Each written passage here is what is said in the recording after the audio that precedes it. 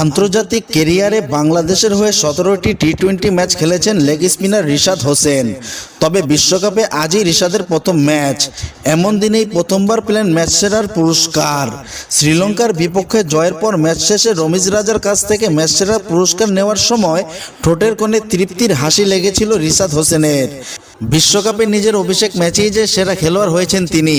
Match সেরার পুরস্কার হাতে নিয়ে রিশাদ বলেন, আমি সেরাটা দেওয়ার চেষ্টা করেছি এবং নিজের শক্তির জায়গায় অটল থাকতে চেয়েছি। তিনি বলেন, পিচ বোলিং করার জন্য খুব ভালো ছিল। আমি দলে অবদান রাখতে চেয়েছিলাম। 15তম ওভারে হ্যাটট্রিকের সম্ভাবনা জাগিয়েছিলেন রিশাদ। সেটি না হলেও তার ওই জোড়া আঘাতেই মূলত ম্যাচের মোড় ঘুরিয়ে দেয়।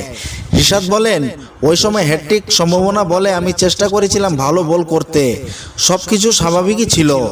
আজ 4 ওভার হাত ঘুরিয়ে 22 রান খরচায় 3 উইকেট শিকার করেন তরুণ এই লেগ স্পিনার। তবে দ্বিতীয় স্পেলে তার বোলিং প্রভাব রাখে ম্যাচ বাংলাদেশকে ফিরিয়ে আনতে।